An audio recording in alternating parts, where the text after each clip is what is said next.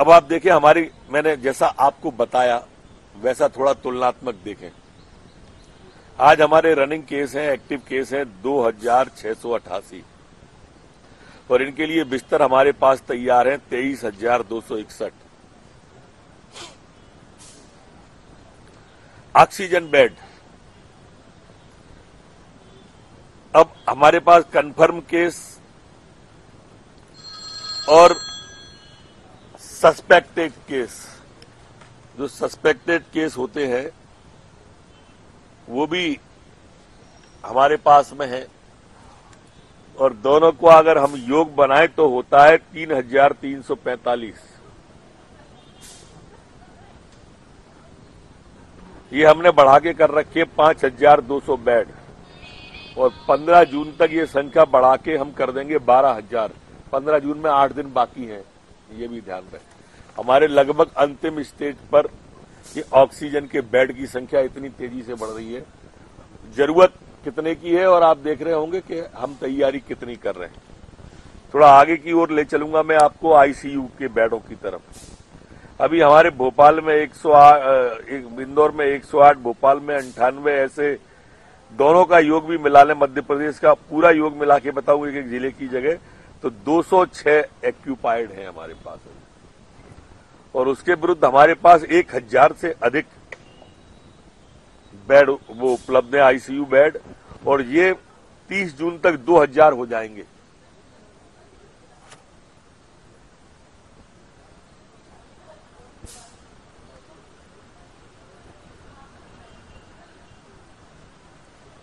हमारे यहां कोई भी बिस्तर का चैलेंज वर्तमान में है नहीं, आता हुआ आपको मैंने इसलिए रखा कि ये भ्रम भी आपके माध्यम से दूर रहे कि इस तरह का कोई चैलेंज हमें आता हुआ दिख भी नहीं रहा है मध्य प्रदेश के अंदर, क्योंकि हमारी रिकवरी रेट 68% के आसपास चल रही है।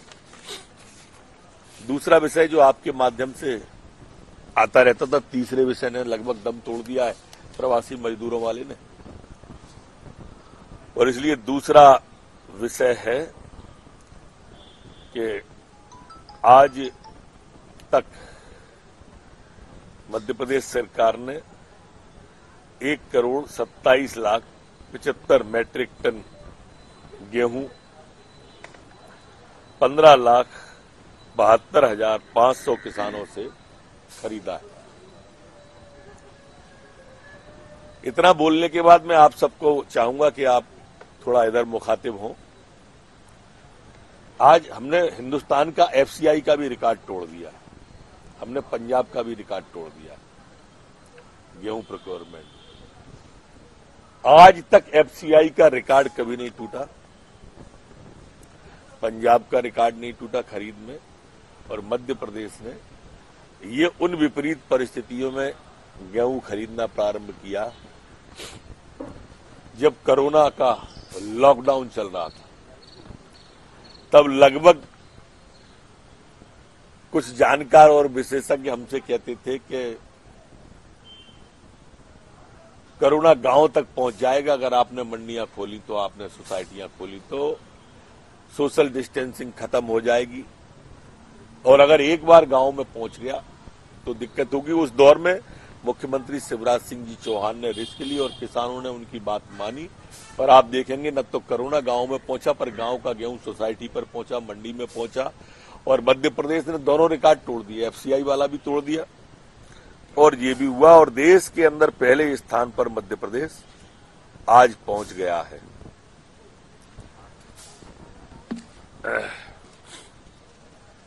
एक गृह विभाग का भी आपके माध्यम से जानकारी देना चाह रहा था। ये पुलिस का आधुनिकीकरण हम जो कर रहे हैं उसमें हमने एक कदम और बढ़ाया है। अब जो लाइसेंसधारी हैं हमारे यहां, लाइसेंस से अभिप्राय मेरा बंदूक रिवॉल्वर से है, जिन लोगों पर शस्त्रों के लाइसेंस हैं, अब वो एक क्लिक के माध्यम से कोई भी उन्हें देख सकेगा। अब ये कूट रचित जो शिकायतें आती थी, या एक ही लाइसेंस पर 2, 4, 6, 8 के जो शिकायतें आती थी, तो उसके द्वारा अब ये करने जा रही है मध्य प्रदेश सरकार कि अब लाइसेंसिंग का पूरा रिकॉर्ड एक सिंगल क्लिक पर। हाँ जी, हमारी सरकार NDAL national database of arms license information system ALIS नामक यह सिस्टम लागू करने मध्य प्रदेश में जा रही है और ये कलेक्टरों को सभी को निर्देश दे रहे हैं। अब पूछो, एक बात और बोल दूं फिर पूछते रहेंगे। हाँ नहीं, फिर आराम से सवाल जवाब होते रहेंगे, या आप पहले पूछ लो। हमारे 2 निरीक्षक जो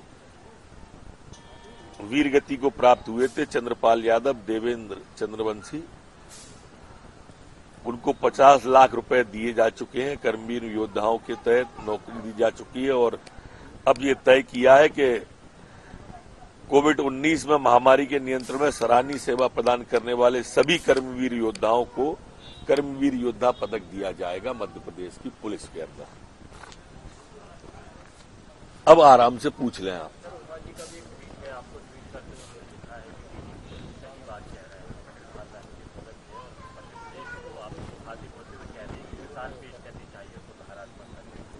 वो हमारी बड़ी नेता हैं, उनका बात का अक्षर से पालन करने की कोशिश करेंगे।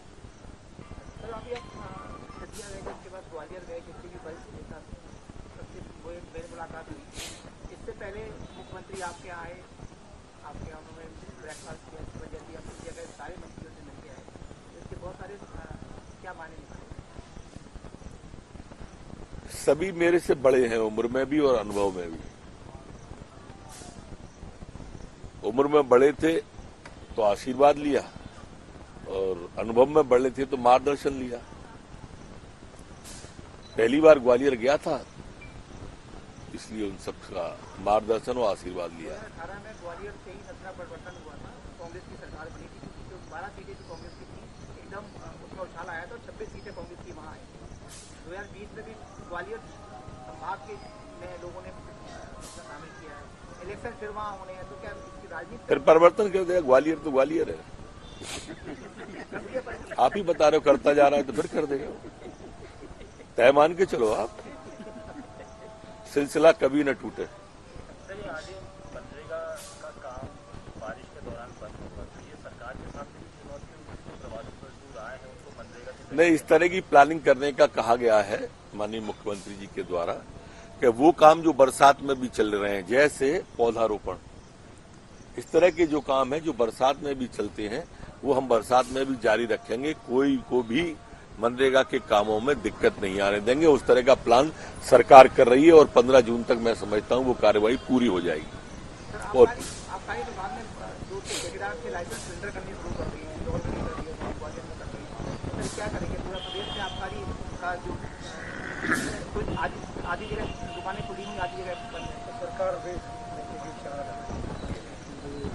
अभी हमारे पास में अलग अलग तरह के प्रस्ताव हैं, कल हम किसी निष्कर्ष पे उस पे आ जाएंगे। सरकार तो नहीं बेचेगी, लेकिन हम नए टेंडर छोटे छोटे करके निकालने पर विचार कर रहे हैं और जब तक के लिए, जब तक वो टेंडर होते हैं, शायद हम उसमें 12 से 15 तारीख के बीच में, मतलब इसी जून के ही अंदर की बात कर रहे हैं, तारीखें भी मैं इसलिए कह रहा हूं।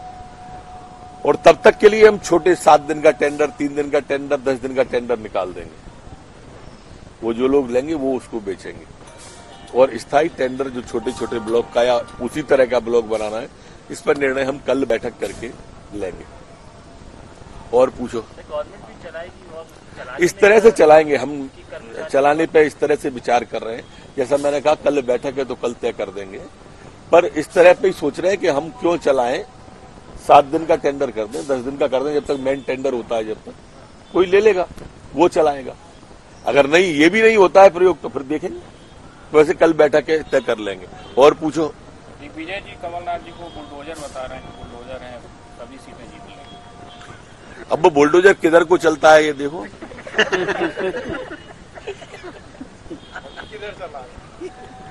अभी तो पूरी सरकार ही ले गया। ये देखो, ये दोनों बुजुर्ग व्यक्ति हैं, उन्होंने बताया भी था, अभी शायद सिंधिया जी के बारे में बोले थे, मेरी उम्र इतनी साल, उनकी उम्र इतनी साल, थोड़ा जल्दी कर दी। बालन जी को लेके आए, वो भी उतने ही साल। तो वो अपना कुनबा बढ़ा रहे हैं पार्क में बैठ के बातें करने के लिए, वो जाने। हम तो उनके उज्जवल भविष्य की कामना करते हैं। बुजुर्ग हैं तो आशीर्वाद उनसे भी लेंगे। कोरोना को लेकर अब मध्य प्रदेश सुधार की तरफ बढ़ रहा है और बहुत जल्दी जनजीवन सामान्य होगा। उस दौर में, जिस दौर में देश दूसरी तरफ बढ़ रहा है, यही तो मैंने कहा कि मेरे को आप विजेता मत कहना, सरकार को विजेता मत कहना, हमारे मुख्यमंत्री शिवराज जी को विजेता मत कहना, पर आप देखिए हम किस दौर में चल रहे हैं, जिस दौर में पूरे विश्व के अंदर डबलिंग हो रही है। उस दिन में उस दौर में हमारी डबलिंग 31% है और रिकवरी रेट 68% है। 68%। बोल लग दो, मिलजुल के बोलते रहो। क्या उसको सुनने के बाद याद आता है? मेरे कहने का मतलब है अब मध्य प्रदेश जो है सुधार की तरफ तेजी के साथ में आगे बढ़ रहा है, तो गवर्नमेंट ने भी प्लानिंग करी होगी कि जनजीवन सामान्य हो जाए, आर्थिक गतिविधियां तेज हो जाए, क्योंकि फुल स्टॉप लग गया है कि अब कोरोना इंदौर में खत्म हो रहा है, जैसे फुल स्टॉप कोरोना एंड, अब नए सिरे से अब जनजीवन सामान्य कर। पूरा का पूरी प्लानिंग करी हुई रखी है, इंदौर की भी, भोपाल की भी, मध्य प्रदेश की भी, और हम सने सने खोलते भी चले जा रहे हैं, धीरे धीरे बढ़ते जा रहे हैं। देखो मित्रों, सरकार को जो करना चाहिए वो सरकार कर रही है।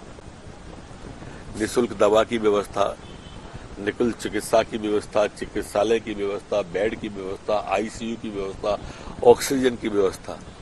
लेकिन सरकार सोशल डिस्टेंसिंग के लिए तो हर घर पे खड़ी नहीं रह सकती। सरकार सावधानियों के लिए तो हम कह ही सकते हैं, हाथ जोड़ सकते हैं कि कोरोना से डरने की जरूरत नहीं है, पर सावधानी की जरूरत तो है।